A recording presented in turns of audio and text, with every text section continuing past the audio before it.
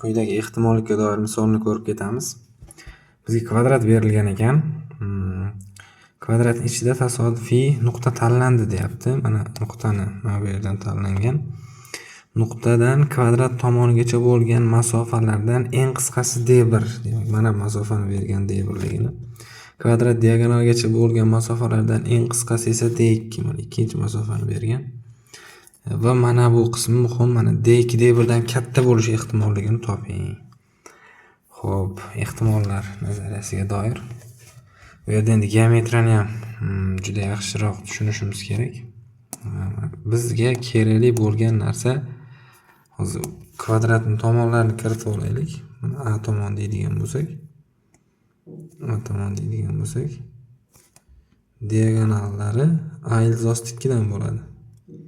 Shunda yarmisigacha A taqsim ildiz 2 bo'ladi. Bu ham A taqsim ildiz 2 bo'ladi. Bizga kerakli qism faqat mana bu uchburchak. Shu uchburchakni alohida chizib olaman. Demak,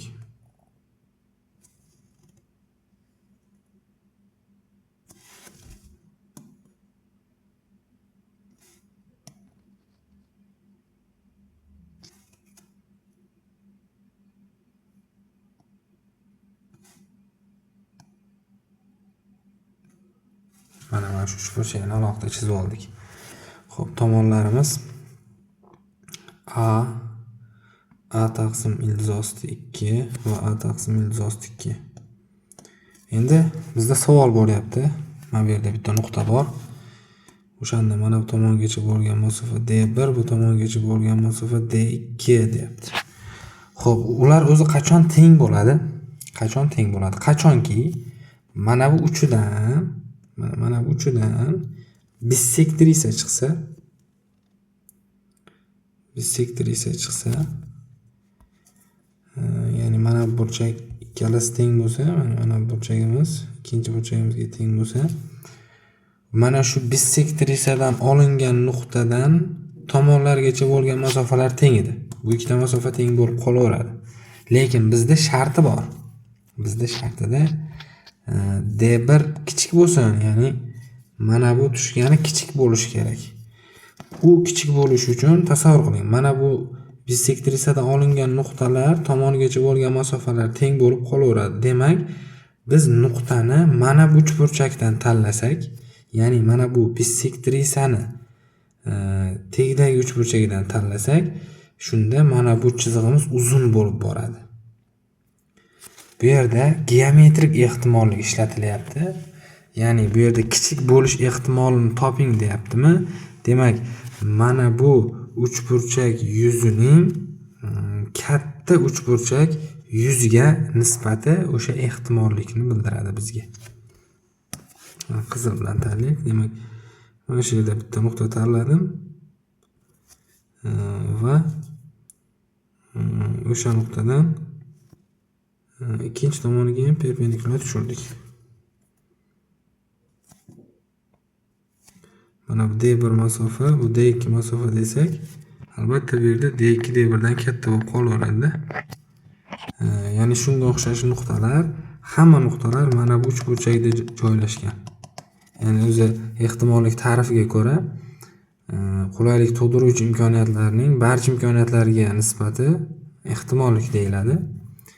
O'shaning uchun mana bu qulaylik tug'diruvchi imkoniyat bu pastdagi uchburchak. Barcha imkoniyat esa to'liq uchburchak. O'sha ehtimollikka teng. Demak, P o'sha ehtimollik teng.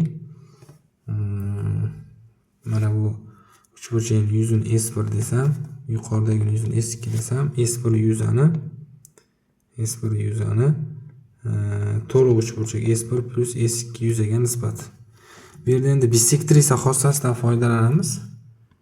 Bissektrisa xossasi mana bu tomon endi bizga kerak yo'q. Bissektrisa qarshisidagi tomonlar nisbati, kesmalar nisbati mana bu yerdagi tomonlar nisbati kabi edi.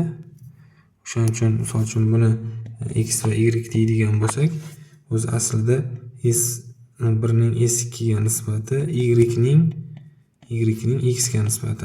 Bissektrisa xossasiga ko'ra y ning y ning x ga nisbati esa tomonlar nisbati kabi, ya'ni bu ildiz osti 2 ga teng bo'lib qoladi. Ildiz osti 2 ga teng bo'lib qoladi. Mana buni surat va mahrajini S2 ga bo'lib yuboradigan bo'lsak, suratda S1 taqsim S2, mahrajda S1 taqsim S2 plus 1 bo'lib qoladi. Biz mana bu yerdagi S1 taqsim S2 ning o'rniga ildiz osti 2 ni qo'yishimiz mumkin. Demak, ildiz osti 2, ildiz osti 2 plus 1. Irratsionallikdan qutqaradigan bo'lsak, mahraj 1 bo'lib qoladi. Ildiz osti 2, ildiz osti 2 minus 1 va 2 minus ildiz osti 2 bo'lib qoladi. Demak, ehtimolligi mana shu songa teng bo'lar ekan. Shunday javobimiz bor albatta, C javobda. Demak, shu va shunga o'xshash misollarning yechimi qiziq bo'lsa, albatta bizni Telegram kanaliga a'zo bo'ling. Telegram kanalimiz matematika 1997.